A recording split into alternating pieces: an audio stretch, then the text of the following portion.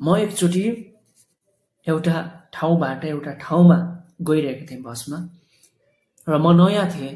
मलाई त्यो ठाउँको बारेमा अन्जान थिएँ। मैले अलरेडी उहाँलाई भनेको थिएँ म त्यो ठाउँमा झर्छु है, मलाई त्यहाँ झारिदिनु भनेर मैले अगाडि भनेँ। र जब म त्यो ठाउँमा पुगिसकेपछि दाइ मलाई रोकिदिनु भने,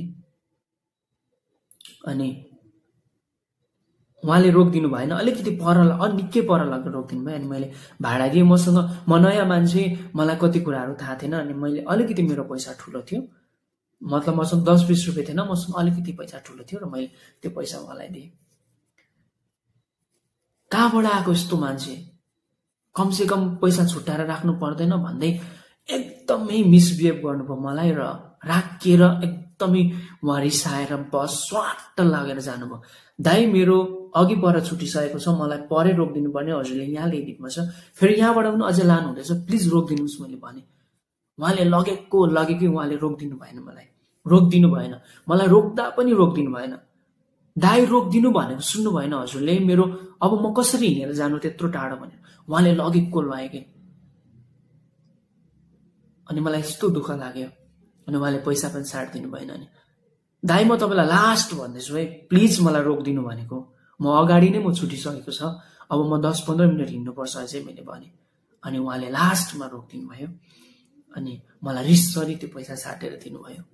हेर्नुहोस् यस्तो छ, तपाईँहरू कस्तो ड्राइभरहरूलाई हायर गरिरहनु भएको छ, तपाईँहरूले कस्तो ड्राइभर्सहरूलाई ड्राइभर बनाएर राखिरहनु भएको छ।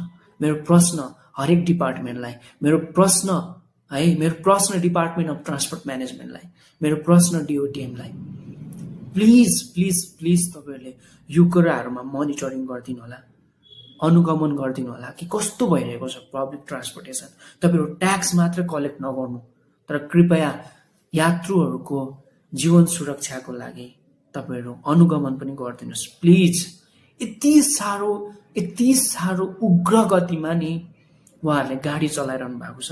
मैले आजभन्दा 6-7 महिना अगाडिदेखि नोटिस गरिरहेको छु, किनभने मेरो रुम र मेरो काम गर्ने स्थान टाढो भएको कारणले गर्दा म बिहान बेलुकै बसमा चढ्नुपर्छ र मैले नोटिस गरिरहेको छु हरेक दिन।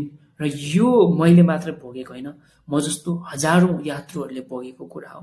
त्यसै कारणले गर्दा please please please I kindly request you all, र यो मेरो रिक्वेस्ट मात्र होइन, प्लिज म तपाईँहरूलाई हातै जोडेर म भिखे माग्छु, प्लिज यस्तो हाम्रो जीवनसँग तपाईँहरू नखेलिदिनु होला, किनकि यो जीवनको कुनै मूल्य छैन।